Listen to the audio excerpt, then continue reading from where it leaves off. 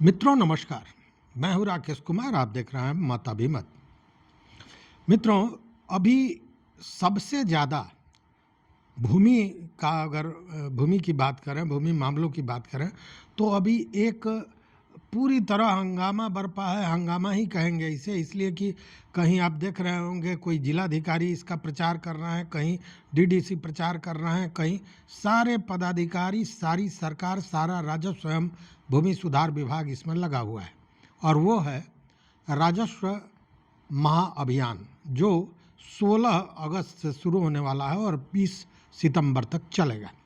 लेकिन इसमें कुछ महत्वपूर्ण बातें हैं जिसको जानना जरूरी है, और ऐसे सवाल आपके दिमाग में भी कौंध रहे होंगे।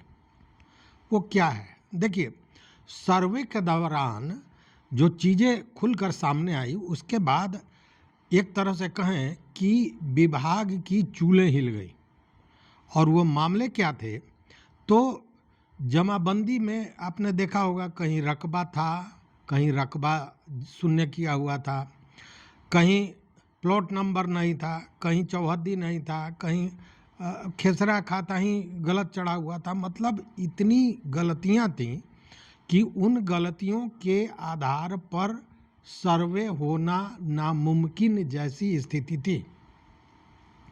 तो फिर इसे दुरुस्त भी करना था, तो इसे दुरुस्त करना आवश्यक था, क्योंकि ऐसे में जो सरकार चाहती थी कि सारे भूमि दस्तावेज को अपडेट करें, ऑनलाइन करें, तो यह संभव दिख नहीं रहा था।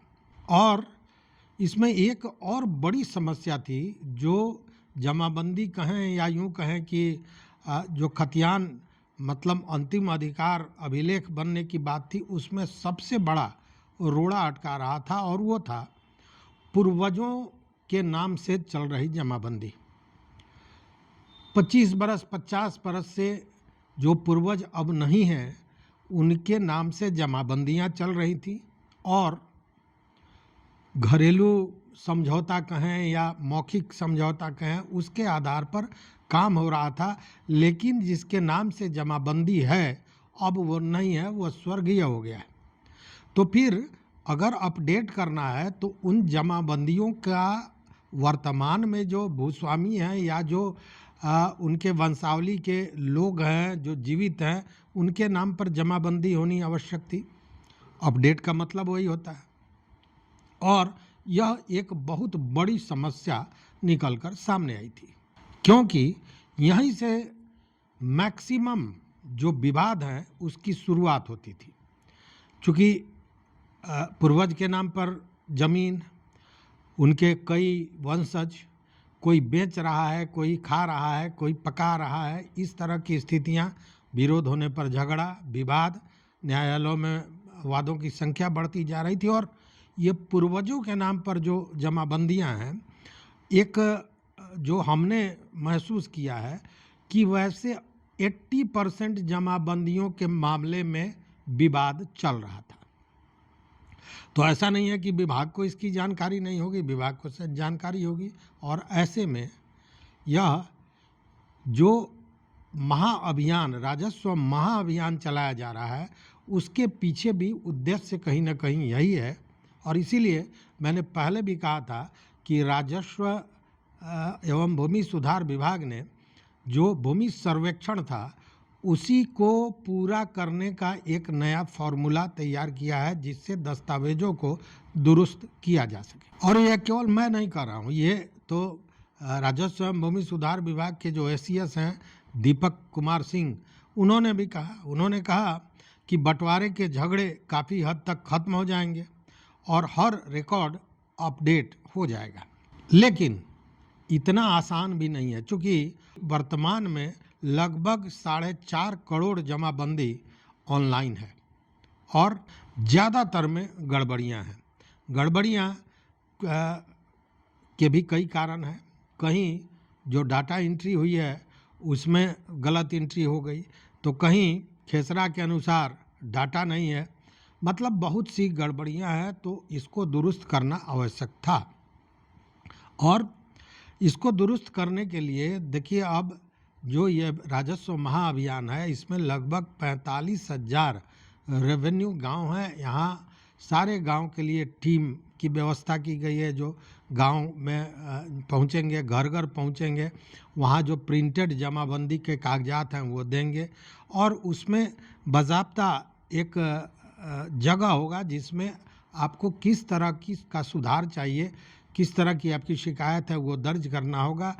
उसी तरह का वो फॉर्म देंगे और उस फॉर्म के अनुसार आपको उस फॉर्म को भर के जो ग्राम में, गांव में जो शिविर लगेगा उसमें जमा करना होगा, और बाद में अंचल कार्यालय उन सारे चीज़ों को दुरुस्त करेगा। यही व्यवस्था बनी हुई है। इसको लेकर दीपक कुमार सिंह ने भी क्या कहा है, एक चैनल को इंटरव्यू देते हुए देख लीजिए, सुन लीजिए। और प्रत्येक राजस्व मौजा में हमारी टीम जाएगी। जो अभी जमाबंदी है उसकी प्रिंटेड कॉपी, और उस प्रिंटेड कॉपी में हर प्रविष्टि के नीचे, हर एंट्री के नीचे खाली जगह होगी कि अगर उसमें कोई गलती है, कोई आप सुधार चाहते हैं तो उस सुधार को आप ऐड कर सकें, वहाँ पे लिख सकें उसको। और उसके साथ ही अगर वो दाखिल खारिज कराना चाहते हैं उत्तराधिकारी के नाम पे या बंटवारा चाहते हैं तो उसके अलग अलग प्रपत्र बनाए गए हैं, उन प्रपत्र को उनको दे दिया जाएगा। फिर हल्का लेवल पे हमारा, यानी कि पंचायत और हल्का दोनों कोटर्मिनस हैं बिहार में, तो हल्का स्तर पर हमारा शिविर लगेगा। हर हल्के में 2 शिविर लगेंगे कम से कम 7 दिन के अंतराल में, और उसके बाद उस शिविर में वो लोग आएंगे अपने कागजातों के साथ। हम उनके आवेदन पत्र को लेंगे, प्रारंभिक एंट्री करके उनके मोबाइल नंबर को नोट करके उसी पर OTP भेज के हम उनको रजिस्टर कर लेंगे ताकि उनको एप्लीकेशन ID मिल जाए। फिर हम पूरे एप्लीकेशन को उसकी प्रविष्टि करेंगे अंचल कार्यालय में लौटने के बाद, और फिर उसका निपटारा हम लोग एक समयबद्ध तरीके से करेंगे। तो इस प्रकार हमारा उद्देश्य है कि हम सभी लोगों तक पहुंच के उनके कागजात अपडेट करने में जो भी समस्याएं हैं उनके आवेदन लेके और हम उसको एक समयबद्ध तरीके से निष्पादित करें। तो सुना आपने, लेकिन पूर्वजों के नाम पर जो जमाबंदियां 25-50 वर्षों से चल रही है, जो सर्वे के दौरान कई महीनों के जद्दोजहद के बाद भी लोग सुधार नहीं पाए, क्या वह इस महाअभियान में 35 दिन के महाअभियान में पूरा हो जाएगा? यह एक बड़ा प्रश्न है। दूसरी बात यह है कि इसके लिए देखिए, जब जमाबंदी है बुजुर्ग के नाम पर, जो नहीं है आज के दिन में, उसके बाद अब जमाबंदी को बदलना है, मतलब उसका बंटवारा करना होगा संपत्ति का, और संपत्ति के बंटवारे के लिए वंशावली की जरूरत होगी। तो वंशावली को लेकर अब जो कहा जा रहा है यह कि सरपंच को यह अधिकार दे दिया गया है जो वंशावली बना देगा। मतलब वो बनाएगा कैसे?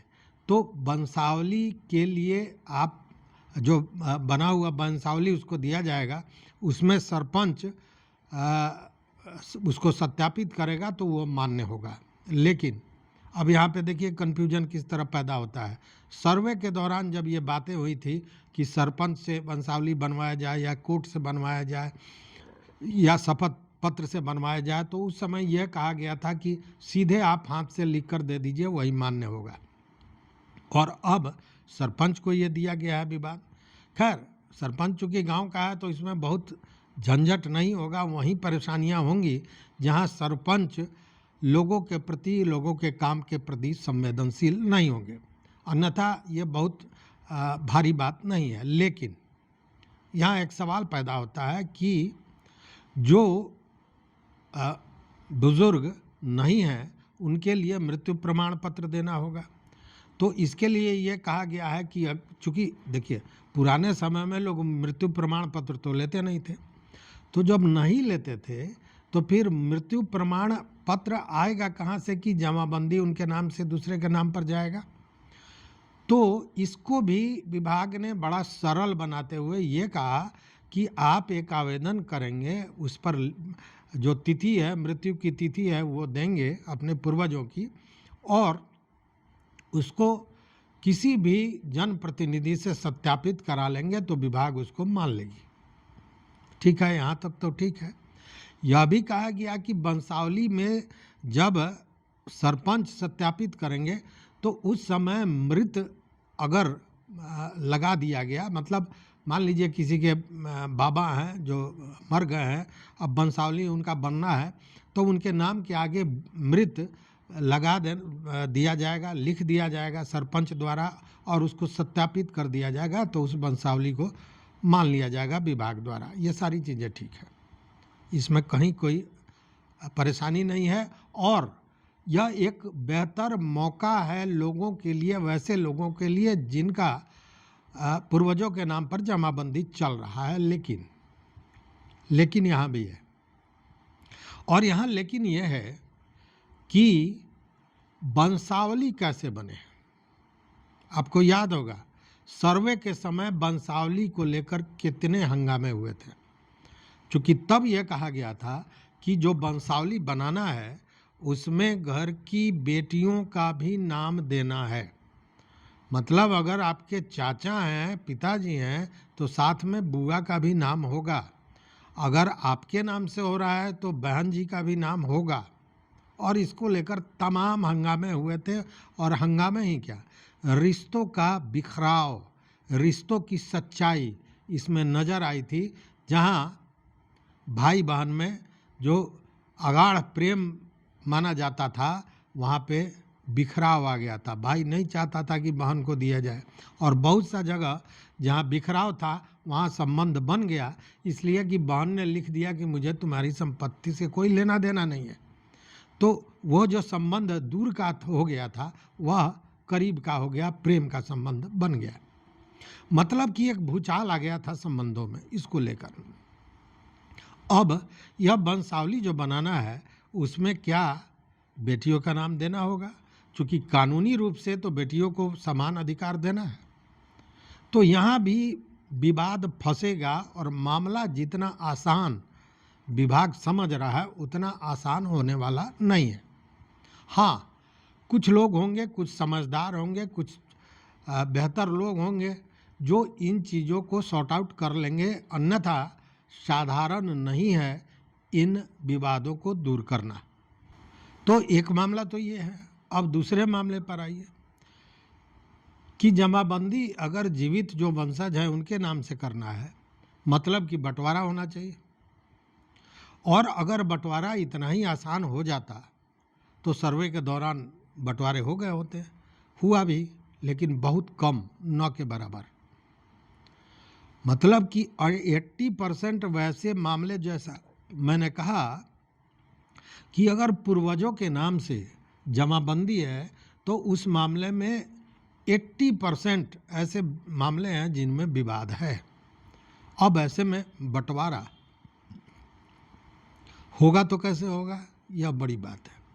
हालांकि मैं ज़रूर निवेदन करूंगा और कहूंगा कि यह एक स्वर्णिम अवसर है, और एक तरह से कहें अंतिम अवसर है कि बिना कोर्ट कचहरी गए हुए आपसी तालमेल से अगर आप अपने पट्टीदारों के साथ, अपने हिस्सेदारों के साथ जो होने वाले हैं उनके साथ मिलकर इन चीज़ों को सॉर्ट आउट कर लेते हैं, इसका समाधान निकाल देते हैं, तो बिना कोर्ट कचहरी गए हुए आपके नाम से जमाबंदी बन जाएगा, बंटवारा हो जाएगा, मलकियत का हस्तांतरण हो जाएगा, ये सारी सुविधा हो जाएगी। और यह सारा विभाग दे रहा है इस राजस्व महाअभियान के दौरान।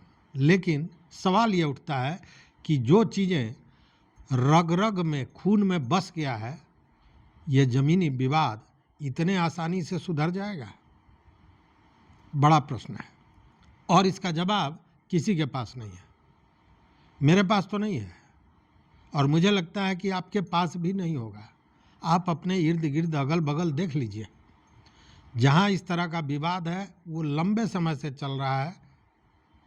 कई जगह तो ऐसे विवाद हुए हैं जहाँ जितनी राशि की ज़मीन है उससे ज़्यादा विवादों में लोगों ने खर्च कर दिए हैं, झगड़े में, कोर्ट में, कचहरी में, लेकिन विवाद जिंदा है। अब जरा सोचिए कि ऐसी स्थिति में यह 35 दिनों का महाअभियान इन समस्याओं को दूर कर सकेगा? अगर आपके पास जवाब हो तो ज़रूर बताइएगा। हालांकि हम आशा करते हैं और निवेदन भी करते हैं कि जिन लोगों की समस्याएं हैं, यह स्वर्णिम अवसर है, इसका लाभ लें और उन समस्याओं को दूर कर लें, ताकि देखिए आगे खरीद बिक्री में भी परेशानी होने वाली है। अगर रजिस्ट्री वगैरह का मामला होता है, किसी कारण से आपको ज़मीन बेचना है या ज़मीन खरीदना है, तो जब तक आपके नाम पर जमाबंदी नहीं होगी तब तक उस ज़मीन को आप खरीद बिक्री भी नहीं कर सकते हैं। मतलब कि बाबा के नाम से जमाबंदी है और आज हमको बहुत ज़रूरी है, बेटा का एडमिशन मेडिकल में कराना है और वो परीक्षा पास कर लिया है, मेडिकल में एडमिशन कराना है, हम नहीं करा सकेंगे। इसलिए कि एक मुश्त अगर पैसे की ज़रूरत है और हम चाहें कि ज़मीन बेच लें तो नहीं बेच सकेंगे अगर जमाबंदी हमारे नाम से नहीं होगी। इसलिए मैं बार बार कह रहा हूँ कि ये सुनहरा अवसर है, इसका मौका, इसका लाभ जितना हो उठाया जाए, यही बेहतर ही होगा। तो देखते हैं आगे क्या होता है। इससे संबंधित आपका कोई विचार, आपका कोई मत, आपका कोई निर्देश तो निश्चित रूप से हमारे कमेंट बॉक्स में दीजिएगा। तो इस वीडियो में बस इतना ही। देखते रहिए मत अभिमत। मित्रों, चैनल पर नए हो तो सब्सक्राइब कीजिए, लाइक कीजिए, दोस्तों के साथ शेयर कीजिए और अपना विचार जरूर दीजिए। बहुत बहुत धन्यवाद, कोटिशाह आभार।